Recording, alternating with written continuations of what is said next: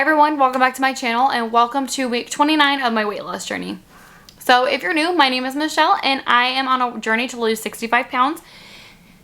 And here on my channel, I post a new weight loss video every single Wednesday. And I'm also on another journey to get out of $50,000 worth of debt. And I post a new budgeting video every single Sunday.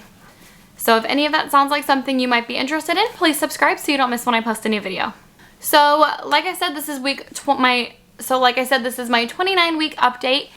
And this week there wasn't a whole lot of changes. However, I do have a non-scale victory. I believe it's a non-scale victory. It could be just like a coincidence, but I don't think it is. So it's kind of random, but when I got pregnant with my first son, I couldn't really tolerate eggs anymore, which is weird. I like to eat eggs. I think they're good. But when I got pregnant with my first son, they just disgusted me. I would start gagging and I just couldn't stomach them at all. And then after I had him, I didn't really have that issue anymore. However, I was heavier and I didn't really put two and two together until recently. But I could not eat them at all anymore because they would cause me so much pain. And it was right here, in my upper abdomen. It would just be such it would be such a bad pain. I would get such a bad pain that would shoot from here all the way to my back, and I just the pain was so bad, I just could not eat eggs anymore. I just completely cut them out of my life. And I would try eating them again here and there every once in a while, and the pain would just be so bad. I would have to lay on the couch for a couple of hours. It would hurt so bad, it wasn't even worth it to try them. And I always kind of assumed it was maybe a digestive issue. I kind of felt like it was that. But I thought maybe it was my gallbladder. I had no idea what it was. The eggs was the only thing I had an issue with that.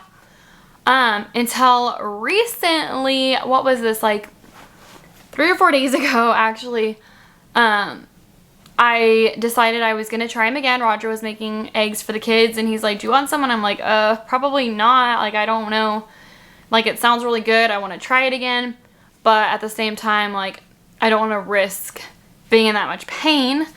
But I went ahead and I tried it and I had no pain. And 2 days later, I tried it again and again, no pain. So I have a really strong feeling it was a digestive issue due to my weight. Because I'm now in the 130s. So if you haven't seen any of my weight loss updates up until this point, I am now in the 130s, and I think my body just functions better at this weight. So I am calling this one, the whole egg thing, a non-scale victory, because I think my weight had a big play in the way my body would digest certain foods. So that was really exciting for me. I know, super random, but I had to throw that out there. Other than that, I don't really think I had any other non-scale victories or any changes this week whatsoever at all. I'm still doing the same things. However, honestly, I'm not really counting my calories as much as I was before. I feel like I have a pretty good idea of the amount of food my body needs just by looking at it. I don't really count very much anymore. And it seems to be working. So I did lose weight this week. However, not a lot of weight, but that's okay considering I didn't really try super hard to lose a lot of weight this week. So we'll go ahead and jump into my weigh-in. So when I first started this weight loss journey, my heaviest weight, I was about 10 months postpartum. I weighed 185.8 pounds. Last week I weighed in at 137.8 pounds, and today I weighed in at 137.6 pounds. So I lost 0.2 pounds in the 1 week, but I am down a total of 48.2 pounds. So that's super exciting. I'm almost at 50 pounds, and honestly, I feel like if I actually really try to lose those 2 pounds, it should be pretty easy for me to get those last 2 pounds for 50 pounds. I am trying to lose 65 pounds. But 50 pounds is pretty much almost there, and it's super exciting. We are getting into the holiday season, so I am getting tempted with food a lot more. Hopefully I'll be able to continue eating like a good amount of food. However, I have noticed, okay, so I have noticed lately I am hungrier in the morning time, like around like 9-10 o'clock. I start getting like starving, and so I have been eating on my days off. I've been eating like breakfast again.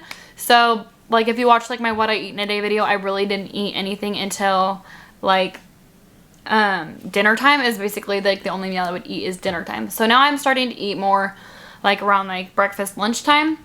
So, and I'm not gaining a ton of weight from it. I've just noticed I've been a lot hungrier, and I mentioned it to Roger, my fiance, if you don't know.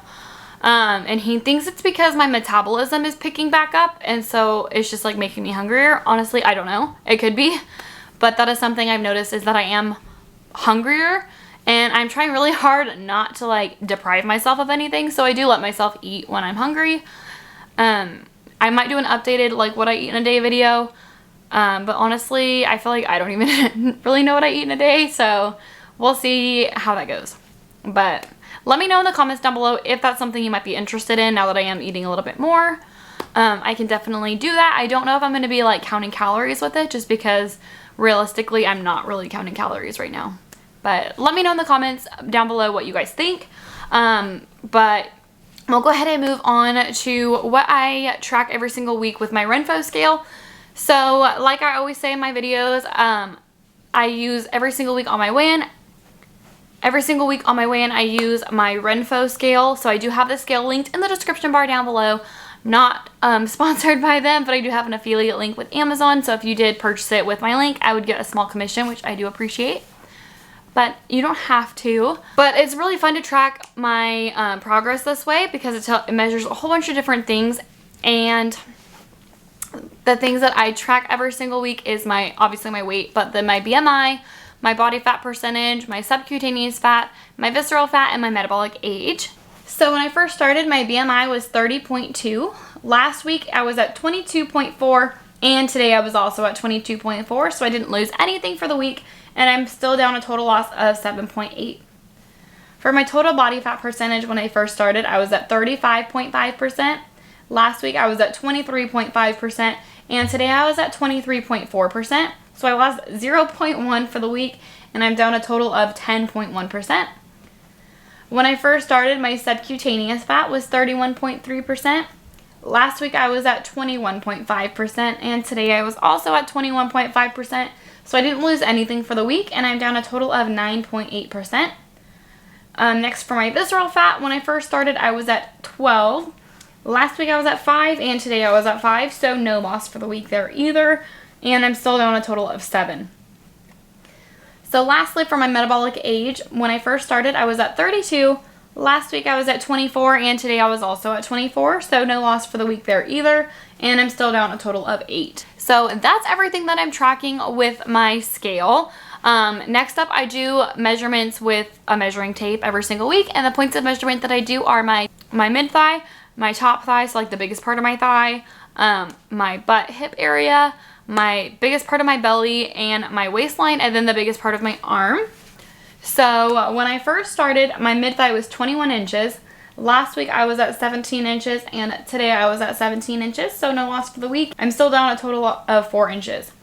Next, for my top thigh, when I first started, I was 27 inches, and last week I was 22 inches, and today I was 22 inches. So no loss for the week there either, and I am still down a total of 5 inches. Next, for my butt hip area, when I first started, this was at 45 inches. Last week it was at 38 inches, and today I was at 38 inches, so no loss for the week, and I'm down a total loss of 7 inches. Next, for the biggest part of my belly, when I first started, I was at 41 inches. Last week I weighed in at 34 inches, and today I was also 34 inches, so no loss for the week, and I'm down a total loss of 7 inches. Next, for my waistline, when I first started, I was at 36.5 inches. Last week I was at 29 inches, and today I was at 29 inches, so no loss for the week, and I'm down a total of 7.5 inches still. And lastly, for my arm, when I first started, this was at 15 inches. Last week I was at 12 inches, and today I was also at 12 inches. So no loss for the week, and I'm still down a total of 3 inches. So that is everything that I have for you guys this week. Thank you guys so much for watching. If you like this video, please give it a thumbs up, and don't forget to subscribe, and I'll see you guys next time. Bye.